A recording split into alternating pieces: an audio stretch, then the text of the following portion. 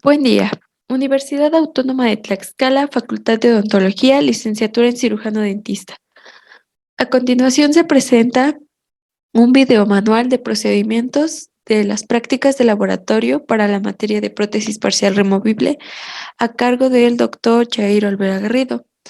Quien habla, Paola Becerril Ramos, estudiante de quinto semestre del grupo B. Bien, vamos a comenzar con aspectos teóricos o conceptos básicos para entender las prácticas o procedimientos que más adelante se explicarán. Primero, tenemos como definición de prótesis. Bueno, la prótesis se entiende de manera general como una pieza o aparato empleado para sustituir algún órgano o un miembro del cuerpo. Estos son artefactos constituidos por plástico, metal o resina o cualquier otro material, cuya función va a ser reemplazar de manera total o parcial alguna extremidad o alguna parte del cuerpo que haya sido sometida a amputación o que simplemente no esté. Siendo entonces su función principal sustituir a la extremidad natural o parte del cuerpo para que cubra las mismas necesidades tanto fisiológicas o morfológicas. También se devuelve así la movilidad y la estética que requiere nuestro paciente y para que éste lleve una vida común de manera independiente, mejorando su equilibrio, autoestima o algún otro aspecto como la postura. Ahora bien, en cuanto a una prótesis dental, de manera general, se refiere a que este es un alimento artificial destinado a restaurar uno o varios dientes y gracias a ella es posible devolver las funciones de masticación, habla o estética al paciente. Es importante este aspecto de la estética en la prótesis para devolver o que nuestro paciente tenga un mejor autoestima. A estos aspectos de la estética me refiero a que la prótesis debería ser del mismo color de los dientes perdidos o la mismo color de los tejidos blandos, porque unas prótesis demasiado blancas o perfectas llegan a ser poco creíbles y esto quizás no mejora tanto o ayuda o no ayuda nada a la autoestima de nuestro paciente.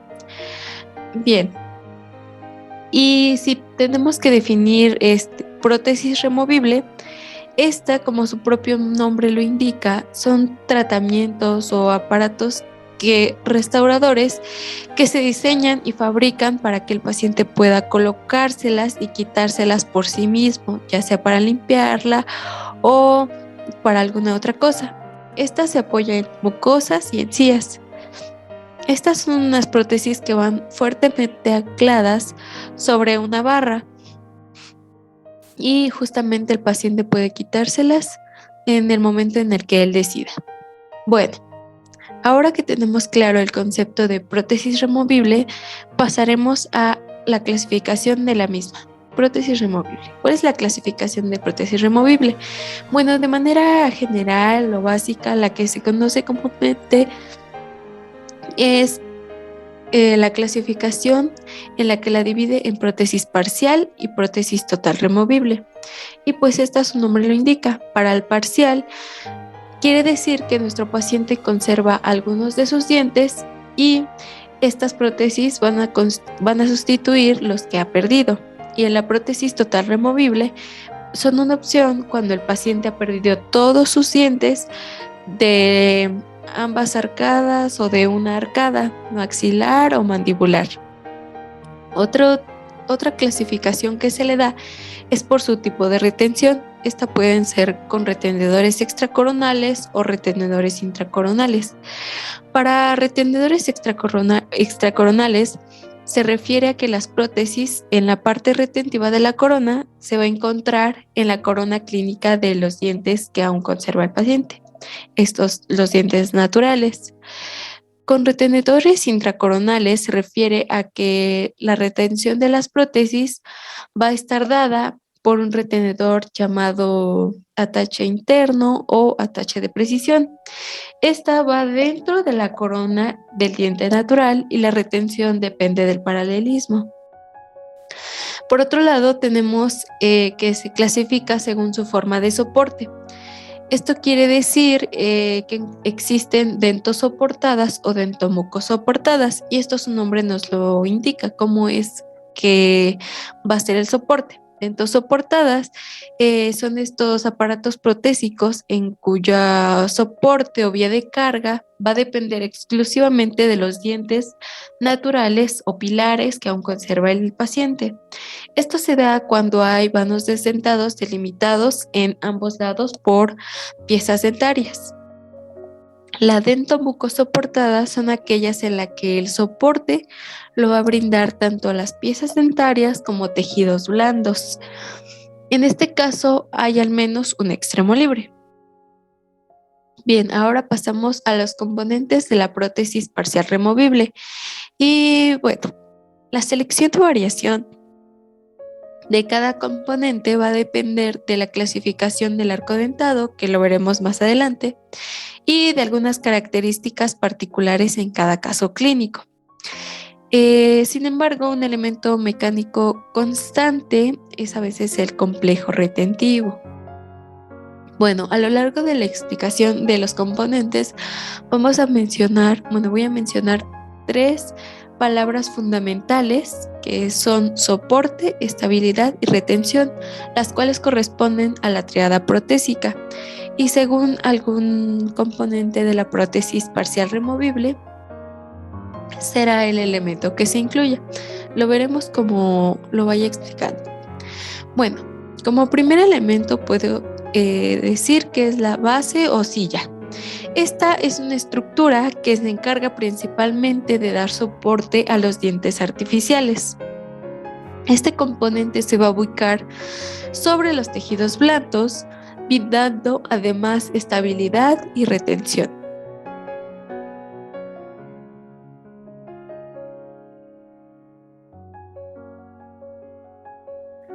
Como decía, la base o silla nos permite la transmisión de cargas oclusales a las estructuras de soporte biológicas.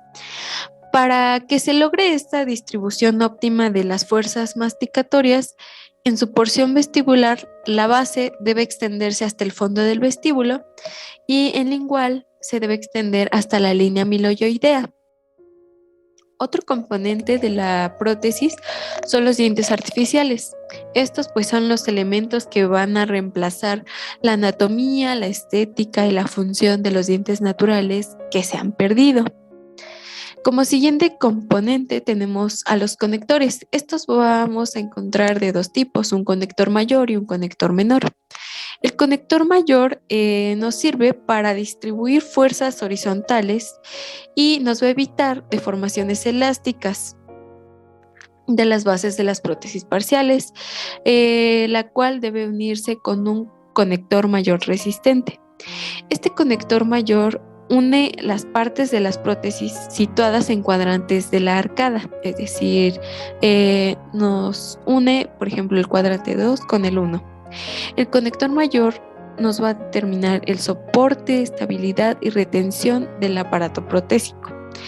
En el maxilar se utilizan bandas palatinas con un grosor de 0.6 o 0.9 milímetros, mientras que en la mandíbula el conector mayor más habitual es la barra lingual, en la forma de media pera, con una altura de 4 milímetros y un grosor de 2 milímetros. Bien, ya mencionamos al conector mayor y ahora el conector menor. Este uno de los elementos de anclaje, que son los retenedores. Bueno, une estos elementos de anclaje con la base de la prótesis o con los conectores mayores. Los conectores mayores, ¿cuál va a ser su función? Bueno, estos van a transmitir las fuerzas oclusales de la prótesis a los pilares y además van a transferir el efecto de los retenedores, apoyos y componentes estabilizadores al resto de las prótesis. Perdón. Bueno, otro elemento es el retenedor o retenedores. Los retenedores son los elementos que van a sujetar la prótesis parcial a los dientes remanentes. Se van a distinguir entre elementos de retención que contrarrestan estas fuerzas de extracción y elementos de apoyo que transmiten las fuerzas verticales de dientes pilares y al periodonto. En estos retenedores vamos a encontrar de dos tipos, retenedores directos e indirectos. En los directos se ubican en los pilares localizados a cada extremo del espacio edéntulo y producen retención sobre la pieza pilar en la que se ubican. Los retenedores indirectos ayudan a los retenedores directos. ¿A qué? Bueno, a prevenir el desplazamiento de las bases de la extensión distal en sentido oclusal. Estos retenedores indirectos son útiles para mejorar la distribución equitativa de la carga. El retenedor indirecto debe ubicarse tan lejos de la línea fulcrum como sea posible. Bueno, otro elemento son los ganchos colados. Estos ganchos de las prótesis en una sola pieza constan de 5 elementos, que son el brazo retentivo, brazo recíproco, apoyo oclusal, hombro de gancho y conector menor. ¿Para qué sirven? Estos nos apoyan y fijan la prótesis que debe tallarse a los apoyos en el esmalte dental, y estos apoyos tienen una anchura de 2 a 3 milímetros y una profundidad de 1.5 a 2 milímetros.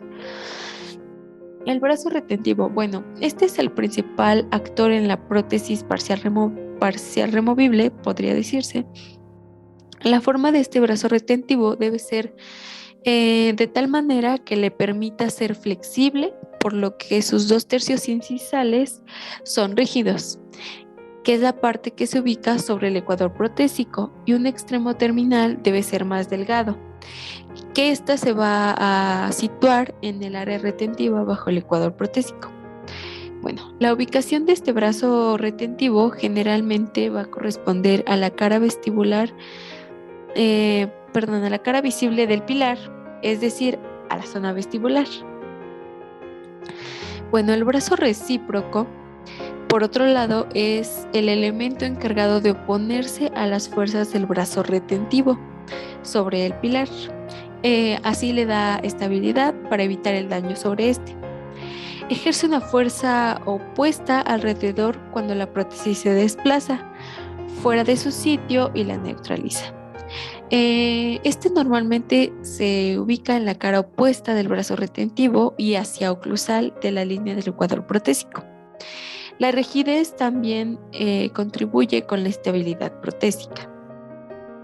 Otro elemento, por último, tendríamos el apoyo. Esta es una estructura rígida que va a derivar del conector mayor y que va a descansar sobre lechos que se han tallado en dientes pilares. Esto también lo veremos más adelante en las prácticas.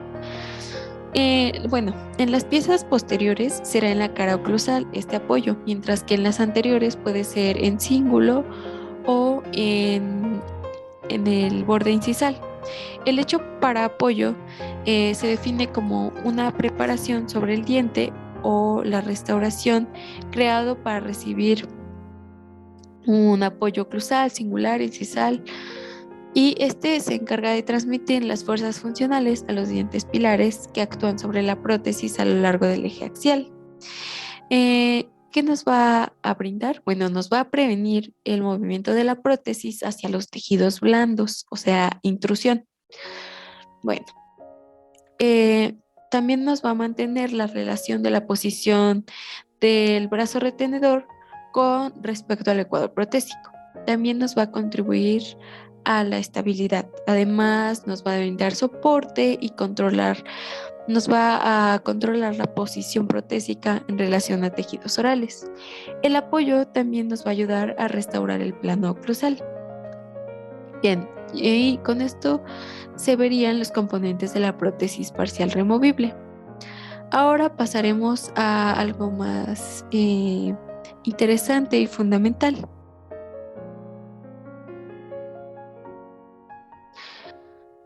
Bueno, pasamos a la clasificación de Kennedy. Esta es un método de clasificación propuesto por el doctor Edward Kennedy en 1925. Esta pues intenta agrupar las arcadas parcialmente desdentadas para que se puedan establecer unos principios que faciliten el diseño en cada situación. Como vemos en las imágenes, he tallado en modelos de yeso. Bueno, he quitado dientes que simulan entonces cada clasificación de Kennedy. Existen 4 clasificaciones y 2 más, pero realmente no son aceptadas universalmente. Aún así, las veremos. Bien, y bueno, conforme vayamos viendo las clasificación, cada clase de Kennedy, iré explicando las reglas de Applegate. Bueno, la clase 1 de Kennedy se refiere a que es un área edéntula bilateral posterior a los dientes naturales o remanentes. La clase 2 se refiere a un área edéntula unilateral que va a ser posterior a los dientes naturales remanentes. La clase 3 se va a referir al área edéntula unilateral con dientes naturales remanentes por delante y por detrás del área edéntula. Y la clase 4 se refiere a un área edéntula única bilateral que atraviesa la línea media anterior a los dientes naturales. Ok. Y la otra clase, que es la 5 y la 6, bueno, la 5 describe una zona edéntula que se limita anteriormente y posteriormente por dientes naturales, pero en donde el diente pilar no es aconsejable como soporte. Esta solo posee un par de molares en un solo lado de la boca y el resto está totalmente desdentado. En la clase 6, esta es una situación edéntula en donde los dientes adyacentes al espacio son capaces de soportar totalmente los requerimientos de la prótesis. Esto ocurre en pacientes jóvenes para quienes la prótesis fija está indicada. En esta puede existir un posible daño a la pulpa si se realiza una preparación dentaria. En esta clase solo existen los 2 incisivos centrales. Bien, ¿qué reglas de Applegate hemos aplicado en estas clases? Pues la primera, básico, de manera pues general, nos dice que cada clasificación se debe establecer después de las extracciones de los dientes, ya que esta puede alterar la clasificación original. Aquí se aplica la regla 1 porque simulando, pues ya nuestros pacientes ya han tenido todas sus extracciones, entonces ya podemos definir la clase. En la regla 2 nos dice que si se ha perdido un tercer molar y no se va a reemplazar, no debe ser tomado en cuenta en la clasificación, como lo vemos en la clase 1. En mandíbula tenemos un tercer molar, pero no se va a tomar en cuenta, entonces por eso se dice que es una clase 1. La regla 3 es muy similar, nos dice que si un tercer molar existe y se va a emplear como pilar, entonces sí se debe tomar en cuenta en la clasificación, como lo vemos en la clase 3, que se va a utilizar como pilar en mandíbula, entonces pues se toma en cuenta en la clasificación. La regla 4 nos dice que si se pierde un segundo molar y este no se va a reemplazar, no se debe tener en cuenta en la clasificación. La regla 5 nos dice que el área edéntula más posterior es el que determina la clasificación y como vemos en cada caso pues las clases están determinadas por el área edéntula más posterior. La regla 6 nos dice que las áreas edéntulas que no determinan la clasificación se refieren como modificaciones y se les asigna por un número. En este caso, nuestras clases la clase 1 tiene modificación 2, la clase 2 tiene modificación 2, la clase 3 modificación 3 y la clase 4 no acepta modificaciones. Y a esto nos vamos a la regla 8 de Applegate, por donde nos dice que no puede haber modificaciones en las arcadas clase 4. ¿Por qué? Porque si hay modificaciones, si en dado caso que hubiera modificaciones o más bien otras áreas edéndulas serían posteriores a los dientes anteriores. ¿Esto qué nos diría? Que entonces habría un área edéntula más posterior, o sea que se determinaría ya otra clase. Así, ¿ok? Y la regla 7, que es la última que me falta, nos dice que la extensión de las modificaciones no se tiene en cuenta. Es decir, cuando decimos que es modificación 2, no tenemos en cuenta cuántos dientes abarca esas modificaciones, sino simplemente se cuenta el número de modificaciones.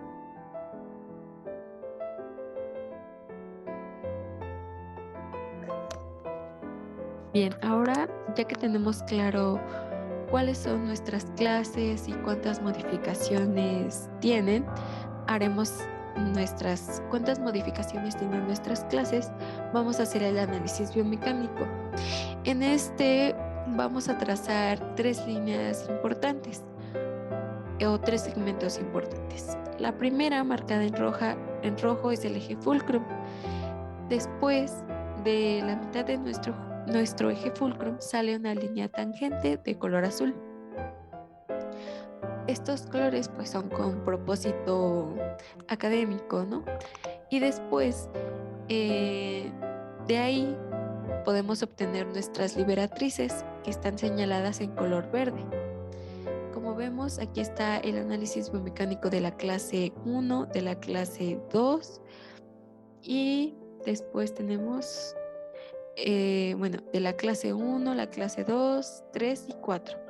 Eh, no se realizó análisis de la clase 5 y 6 porque se recomienda eh, más bien extracciones cuando ya ocurre la clase 5 y 6. Y como lo mencioné anteriormente, la clase 5 y 6 no están aceptadas universalmente, entonces, pues no. Después pasamos otra vez a lo que mencioné cuando hablé de los componentes de la prótesis, que es la tríada protésica. Bueno, ya entrando más de lleno a esta tríada protésica, vamos a definir primero el soporte. Este se define como la resistencia al movimiento vertical de la base protésica hacia el reborde residual durante la masticación.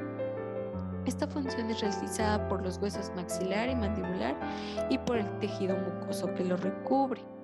El soporte incluye la relación entre la base de la prótesis y los tejidos de soporte, que debe desarrollarse o bien manifestarse de tal forma que se conserven las relaciones oclusales establecidas y se proporcione una función óptima con un mínimo de movimiento en los tejidos blandos y de la base protésica. Bueno, después pasamos a la estabilidad. Esta se define como la resistencia a las fuerzas horizontales o rotacionales.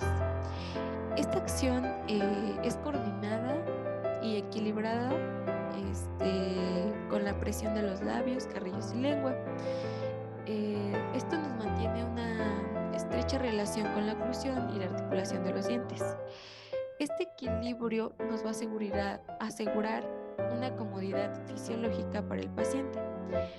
Los factores que contribuyen a la estabilidad de la base protésica son una altura de reborde residual edéntulo, conformación y adaptación de la base protésica, equilibrio oclusal y control neuromuscular, además de las relaciones maxilares con las mandibulares. Finalmente tenemos la retención. Esta se refiere a la resistencia al desplazamiento alrededor del reborde residual o de extrusión. Su importancia, ¿cuál va a ser? Bueno, esta radica principalmente en los efectos psicológicos que se traducen a comodidad y aceptación por parte del paciente una vez terminada y colocada la prótesis. La retención depende de factores físicos como la adhesión, cohesión y presión atmosférica, y de algunos factores biológicos también depende, como la acción neuromuscular. Bueno, ¿a qué me refiero con adhesión? Bueno, esto actúa cuando la saliva humedece y se adhiere a la superficie basal de la prótesis y al mismo tiempo a la membrana mucosa del asiento basal. La cohesión es la capa de saliva que debe ser muy delgada para ser efectiva en la retención. Por lo tanto, la adaptación de la base protésica a la mucosa debe ser tan estrecha como sea posible. Bueno, y aquí tenemos un meme, ¿no?, para recordar de la triada protésica, y nos dice que nos quedemos con alguien que nos dé nos da la triada protésica, ¿no? Estabilidad, soporte, retención.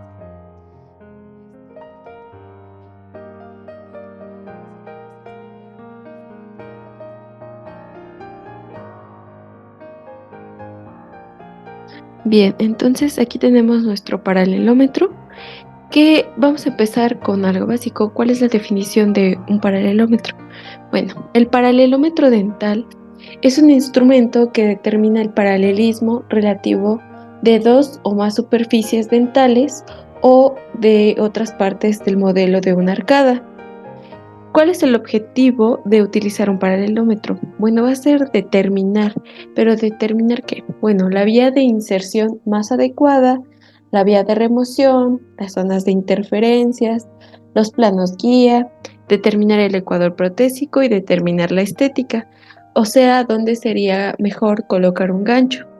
En cuanto a las partes de nuestro paralelómetro, tenemos primero que aquí tenemos una plataforma o base a la cual está unida una columna vertical o brazo vertical, y en esta parte tenemos un brazo o barra horizontal. En este caso es móvil. Sin embargo, hay paralelómetros en las que la barra horizontal o este brazo horizontal es fijo. Después tendremos aquí el vástago de paralelización, el cual se ajusta a la medida según sea nuestro modelo con el mandril. Este es el mandril. Y después aquí tenemos que se colocan los instrumentos de paralelización. En este caso tenemos una punta analizadora, pero podremos tener calibradores o alguna de estas otras puntas que vienen con el paralelómetro. Y el modelo se va a colocar en una plataforma de ajuste para el modelo, la cual se puede regular para que nuestro modelo dé vueltas y se pueda fijar en algún punto. Hoy también podemos cambiar de modelo con nuestra plataforma para nuestro modelo. Podemos escoger otro modelo y lo cambiamos y podemos analizar otro nuevo modelo. Estas serían las partes componentes del paralelómetro. Ahora pasaremos a analizar cuál será nuestro instrumental a utilizar a lo largo de la práctica y algunos procedimientos básicos. Bien, ahora, ¿cuál va a ser el material que utilizaremos a lo largo de la práctica? En primer lugar, van a ser desinfectantes como solución anti-COVID, agua jabonosa, jabón líquido y una microfibra. Después, nuestras barreras de protección. ¿Cuáles serán? Bueno, va a ser la bata, gogles, gorro, cubrebocas, los cuales van a ser uno de algodón, uno tricapa y un respirador N95. Instrumental y equipo que vamos a necesitar va a ser un micromotor con su adaptador para pieza de pieza recta y su contraángulo. Vamos a necesitar una espátula de licrón, un fresón de acero en forma cilíndrica y nuestros 12 modelos de yeso de la arcada superior e inferior, marcados cada uno con las clases de Kennedy. También vamos a ocupar macromodelos de yeso y nuestro arco de cera con dientes naturales montados, así como diferentes tipos de fresas, nuestro paralelómetro claramente, y nuestro campo de tela, así como nuestras lupas de magnificación. A continuación veremos los procedimientos previos a la práctica. Bueno, en primer lugar debemos desinfectar nuestra superficie o área de trabajo con nuestra solución anti-COVID y una microfibra, para después poder poner nuestro campo de tela verde. Una vez hayamos desinfectado nuestra área de trabajo, procederemos a adaptar nuestros gogles y nuestras gafas de la lupa de magnificación. Esto se hace colocando una gota de jabón líquido en nuestros gogles o en nuestras respectivas gafas y esparciéndola con nuestro dedo por todos los gogles. Los colocamos y después con una microfibra en una sola intención retiramos el jabón y de esta manera evitaremos que nuestros gogles o gafas de las lupas de magnificación se nos empañen. Ya con nuestros gogles listos, ahora es momento de colocarnos todas nuestras barreras de protección, comenzando por un cubrebocas de tela, otro tricapa y el respirador N95. Es importante que también no olvidemos colocarnos nuestro gorro, nuestros gogles ya adaptados y nuestra careta, quedando de la siguiente manera. Y listo, ahora tenemos puestas todas nuestras barreras de protección, los tres cubrebocas, gafas, careta y gorro. Entonces estaremos listos para empezar a trabajar. Ahora bien, para pasar al análisis de nuestro paralelómetro de cada uno de nuestros modelos, debemos entender primero conceptos como planos guía. Estos se refieren a dos o más superficies que están verticalmente paralelas ubicadas en los dientes pilares y están orientadas a dirigir el eje de inserción y remoción protésico en relación al sistema de soporte. Estos planos guía están guiadas por el contacto de sus partes rígidas con los pilares.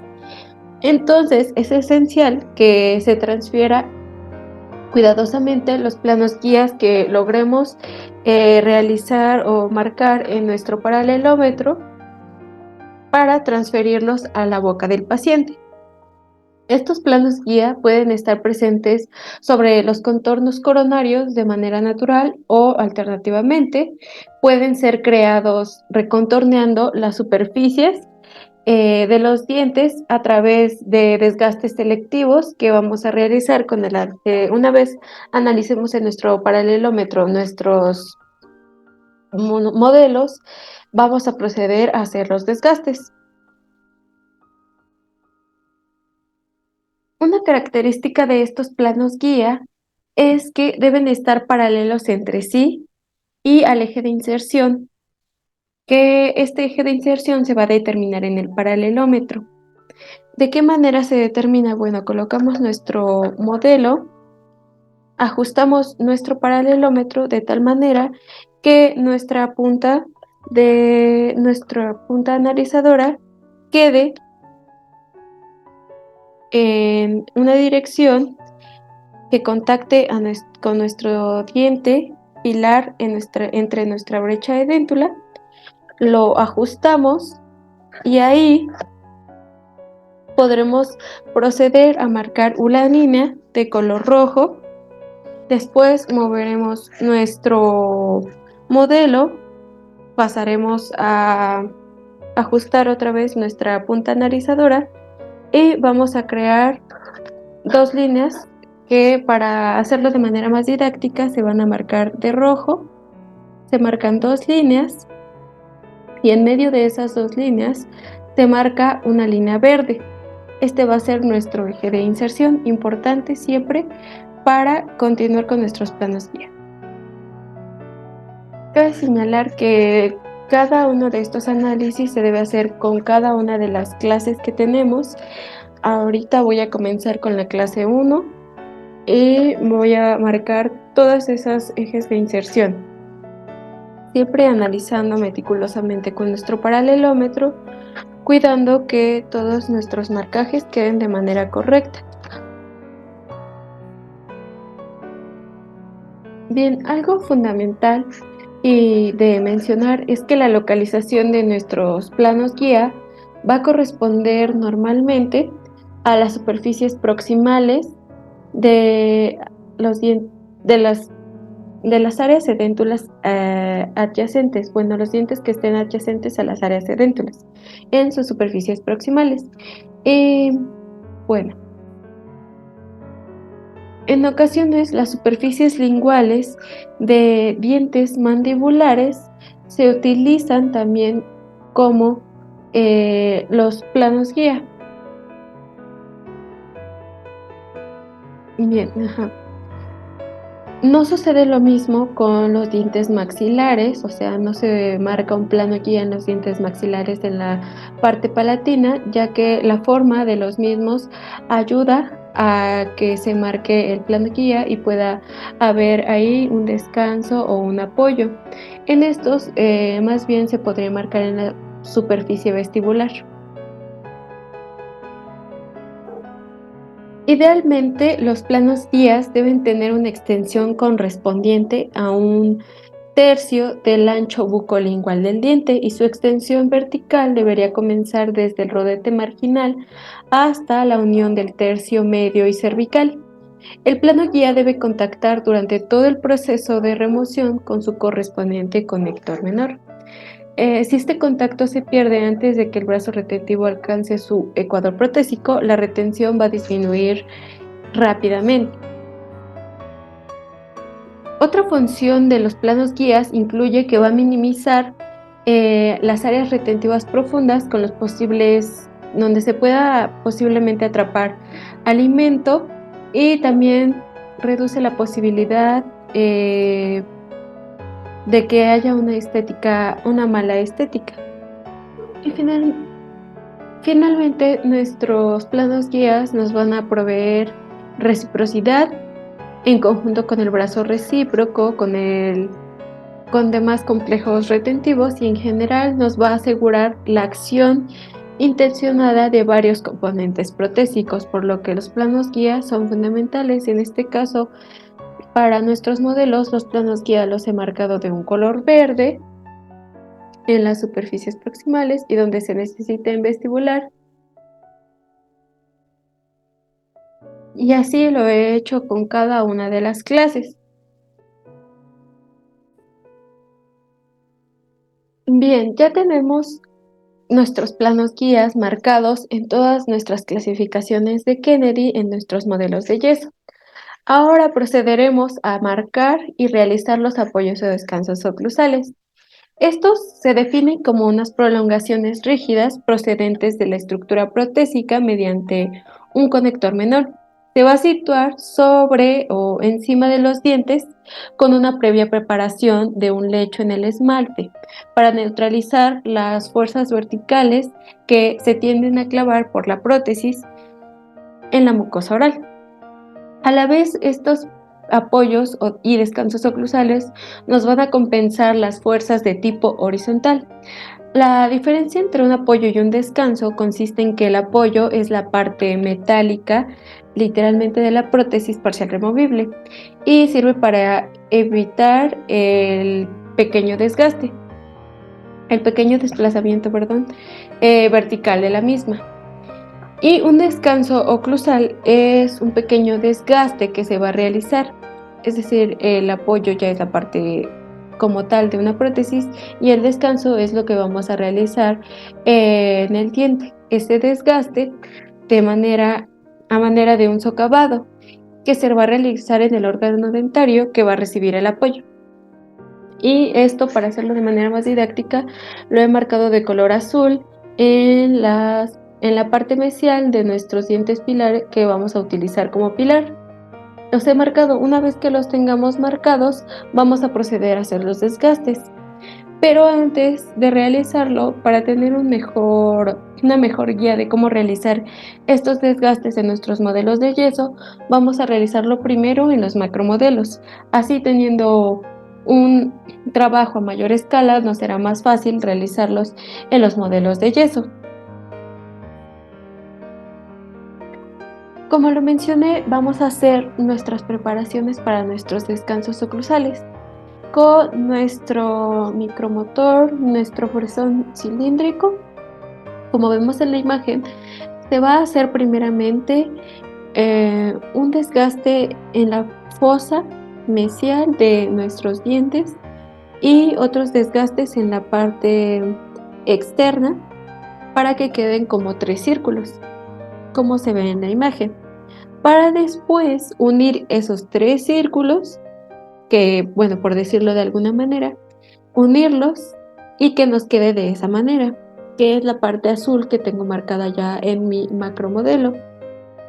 Eso se va a realizar con todos nuestros dientes maxilares, bueno, el molar, el premolar, el canino y un incisivo, tanto maxilares como mandibulares, para que nos queden de la siguiente manera. Es lo azul que tengo marcado, esos son los descansos.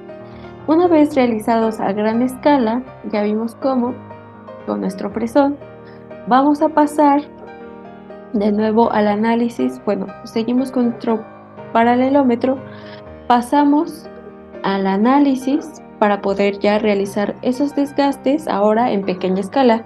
Digamos de alguna manera que hicimos aquí el desgaste a mayor escala y ahora para trasladarlo a nuestros dientes pilares en nuestras diferentes clases de Kennedy.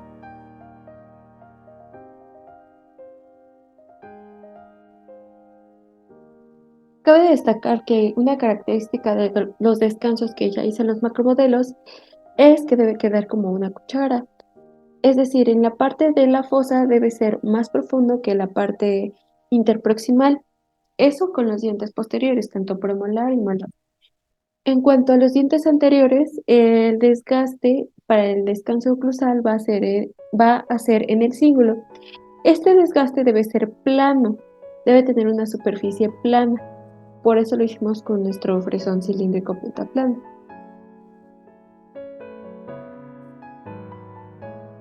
Bien, una vez analicemos nuestro modelo en nuestro paralelómetro, ya tenemos un análisis adecuado, ya sabemos dónde va a ir nuestro plano guía. Nos debemos colocar, es importante que nos coloquemos las lupas de magnificación porque los desgastes que realizaremos en los planos guía y descansos oclusales van a ser mínimos y deben ser muy precisos, por lo que utilizar lupas de magnificación nos dará una mejor visión de lo que vamos a realizar.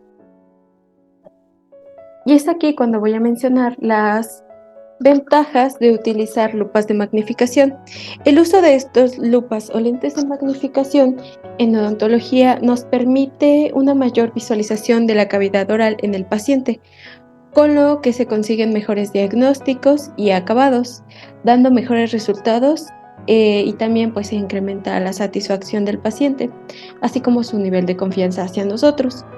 Esto también, el uso de las lupas de magnificación influye mucho en nuestra postura, es decir, en nuestra ergonomía como profesional. Y cabe destacar que en torno al 80% de los odontólogos padecen problemas de la espalda y cuello debido a las malas posturas que se realizan en la práctica diaria. Esa es una muy gran ventaja de las lupas de magnificación que nos permite corregir nuestra postura, ya que no podremos estar agachados intentando ver mejor los detalles, ya que esto nos lo permite. Esto nos permite ver y visualizar nuestro campo de mejor manera.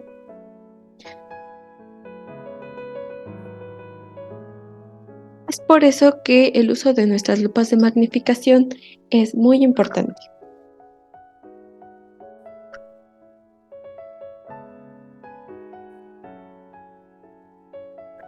Una vez tengamos listas nuestras lupas de magnificación y claramente con nuestras barreras de protección porque procederemos a hacer desgastes, pero como es un video explicativo, para que se entienda mejor y me visualice mejor, he optado por quitármelas, pero se tienen que usar. Y bueno, como es explicativo, no voy a generar polvos.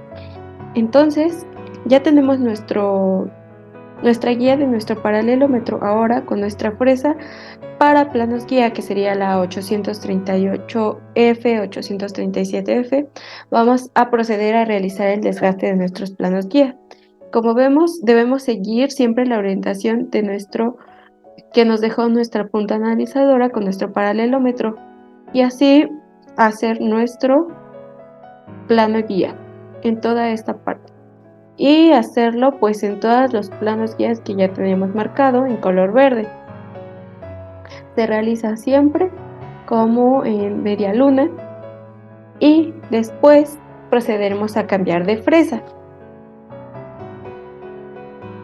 Bien, hemos cambiado de fresa por una 801F para descansos oclusales. Como había mencionado anteriormente, también los descansos oclusales ya están hechos, por lo que pues ahora procederemos a realizar lo que hicimos en los macromodelos aquí a pequeña escala. Por eso tenemos nuestras lupas. Procederemos a marcar bien y realizar los descansos. Es importante señalar que cada una de estas preparaciones para planos guías y descansos oclusales se realiza en cada una de nuestras clases de Kennedy y en cada uno de nuestros dientes pilares, como siguiendo toda nuestra teoría que he mencionado a lo largo de todo este video.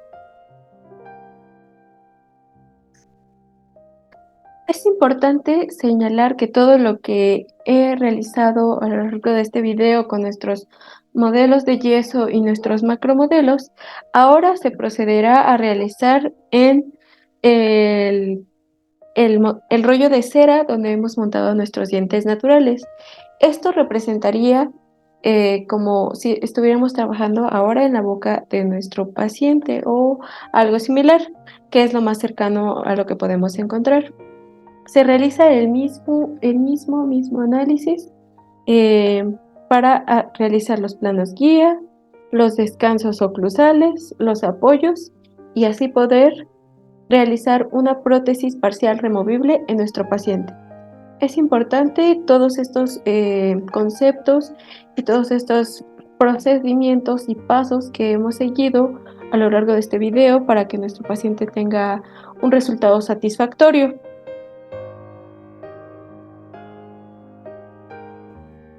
Y bien, así es como llegamos al final de este video manual de procedimientos de la práctica de laboratorio. Podemos concluir que sería posible llevar a cabo en clínica nuestro procedimiento controlando las longitudes de nuestros tallados de planos guías en dientes anteriores y posteriores, que en promedio deben tener al menos 5 milímetros de longitud, para que le permita a nuestra prótesis parcial removible que la vía de carga dentaria sea la adecuada y entonces así poder poner los componentes de la prótesis parcial removible. Sí, como mencionaba, los desgastes que realicemos van a ser fundamentales para obtener la retención suficiente y todos